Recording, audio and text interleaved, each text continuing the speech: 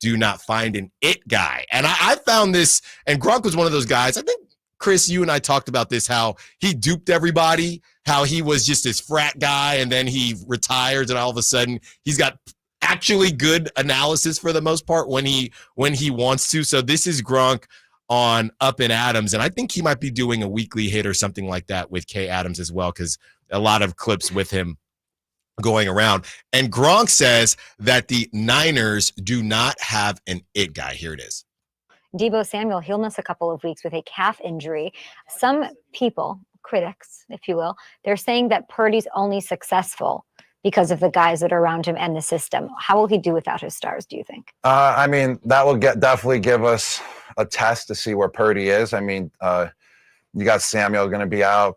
Christian McCaffrey's going to be out. Who do they have this week? Let me look. They got so many weapons. I don't know why they're not producing. Why are they not putting up points like the New Orleans Saints every single week, week in and week out? That's the problem with the 49ers last year as well, is that they dominated some games, and then some games they just didn't show up and they couldn't produce. They should be producing week in and week out, especially with offensive-minded coach Kyle Shanahan, and then with all the weapons that they have. They need that it guy. I feel like they got a lot of weapons, but they just don't have like an it guy to turn it up. Yeah, Ayuk, I mean, he's a great guy, but look, he was holding out the whole time. George Kittle, they're great players.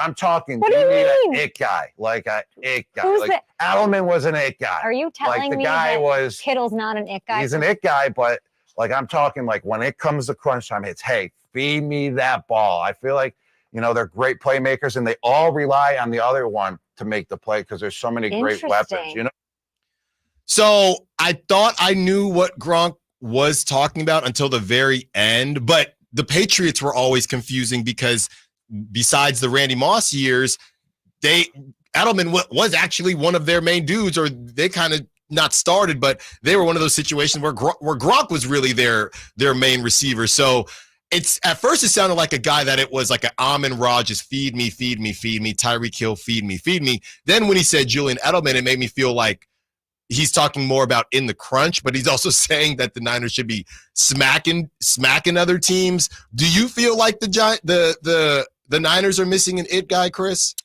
No, absolutely not. I mean, maybe for this week you can make that argument, but I mean, even then, like I think that they definitely have somebody who would qualify as an it guy on most teams. Like I think if Brandon Ayuk's on the Patriots, like we're probably calling Brandon Ayuk an it guy. If George Kittle is on the Buccaneers, we're calling George Kittle a good weapon for Baker Mayfield to throw it to. So I don't agree with Gronk at all. I mean, I think the Niners, if anything, have the most it guys in the NFL. I don't quite know exactly what he's referring to. Maybe he's talking more so about, when I think of Julian Edelman, I think of that crazy catch in the Falcons game. Yeah. Maybe he is talking about, hey, when it is real, like push comes to shove, like we were talking about yesterday with that number 3 and 5 in single possession games. Maybe that's what he's talking about is, hey, final drive of the game.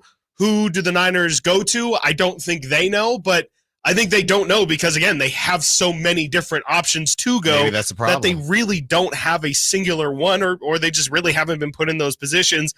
I just don't agree. I mean, even the thing that he was saying about the Niners offense not really being he compares it to the Saints, but I mean, the Saints have had a good 2 weeks. The Niners put up 30 in just about every single win they had last year. So I don't really know what Gronk's talking about there. I think, I don't know. It kind of sounds like he said something and then was like, now I'm kind of caught in this take and I have to defend it. But I just think the Niners have again, I would say they have the most it guys of any team in the NFL.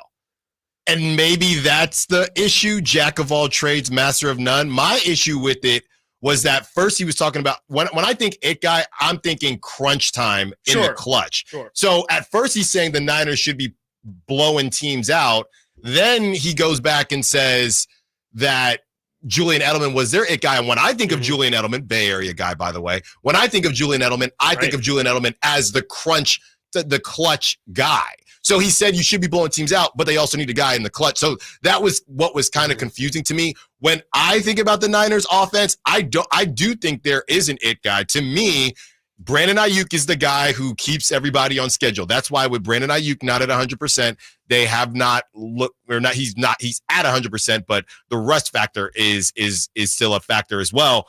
To me, when I think about the Niners, I think that Debo is that Julian Edelman in the clutch. When you need a play, you go to Debo. So I would say that the conversation of the Niners, we can more so maybe focus on the Niners. Should they be winning by more, which is Kyle Shanahan maybe being a little bit too conservative. The it guy conversation, to me, I think you're saying that there are a lot of it guys. I think that when you need something done, you call Debo. That's how I feel about it. So either way, we might be saying two different things, but either way, I think we're kind of saying the same thing. Yeah, I just think that Debo is one of them all. Sure, I think definitely Debo might be the one that they like to go to, but I don't see why Christian McCaffrey couldn't be the it guy, or why Brandon Ayuk couldn't be the it guy. Like you're saying, maybe Debo is the one that I've only really watched Niner games for the entirety of last year, and then the games this year. Maybe Debo's the guy that they tend to go to, but I just think that in general, every single one of the Niners' weapons, which is the part that makes them so difficult to deal with, all of them are incredibly capable of being game changers, and all of them can definitely create explosive plays out of nowhere. I mean, we saw last year Kittle have a couple touchdowns, long touchdowns to start second halves. Of course, Debo in general is just their best gadget. And then, Ayuk takes the top off the defense, the fluke to Ayuk. Like, that was a game-changing play. That's a play that an it player makes. It was pretty much the same exact play that Julian Edelman made in that Super Bowl. A little bit easier, I guess, but similar kind of gotta-have-it fashion, and it completely changed the course of the game. So, again, I don't really know exactly what Gronk's getting at there. I think the Niners are the team, the last team that you should say they don't have an it guy on. And we're just talking about the offensive end too. We're not talking about their defensive playmakers, in which they have an it guy in Nick Bosa, and they have an it guy in Fred Warner, who's just creating turnovers left and right. So, I mean, I just don't think it's true. And I think the Niners are better suited than just about anybody in the league to withstand the injuries they have. And I still think they should be able to handle all the teams pretty easily, even without their surplus of stars. Yeah, the only thing, and I alluded to it a couple minutes ago, could be maybe a hierarchy conversation, but that's and with the Patriots, they didn't have as many weapons, so there wasn't that type of hierarchy conversation. It was, you're at the goal line or anything like that. It's Gronk, but Julian Edelman is that guy who he was just slippery and was able to find his way through defenses and find a way open. So that would be the only thing I could maybe see what Gronk is saying. Hey, when it's in the clutch, is it McCaffrey? And we could take it to the court, right? With two clutch players now on the same team with DeMar DeRozan and De'Aaron Fox, and we've had conversations about whether or not this will be a question mark for them moving forward. But it's, hey, 10 seconds left. Is it De'Aaron? Is it DeMar DeRozan? And is it Malik Monk? And I think a lot of the answers that we've had so far has been, it's based on the game. And I think that's how the Niners have kind of gone about it, where it's, if Brandon Ayuk's been hot, it's going to be Brandon Ayuk.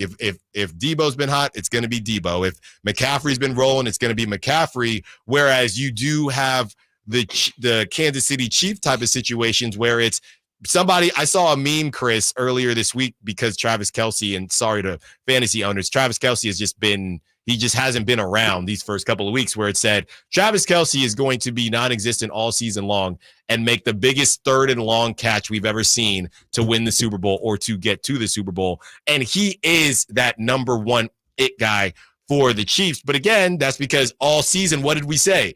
The Chiefs barely have enough weapons. Right. So I think the Niners would rather be, and just like the Kings would rather be, in this conversation. Absolutely. Whereas, I don't know who it's going to be tonight, versus, well, we know who it's going to be because we ain't got nobody else. Yeah, the problem with having an it guy is everybody knows who it is, yes. Right? Like, I mean, so you can really just boggle down and say, we are not going to let player X kill us because we know that's who they like to go to. And again, that's where I'll say, go ahead and take out Debo. Go ahead and take out Brandon Ayuk. Try and take out Christian McCaffrey if you can. You're probably just wasting your time because you're just making it easier for another one of their weapons to take over. And it's the thing that makes them so difficult. It makes them so unique. And to me, it's the most talented roster in the NFL for that exact reason. At least at a top end standpoint, they shouldn't have any problems missing anybody, because in theory, all of their players should be able to step up, right? Like we talked about during the offseason, how we were a bit confused at George Kittle still having the second most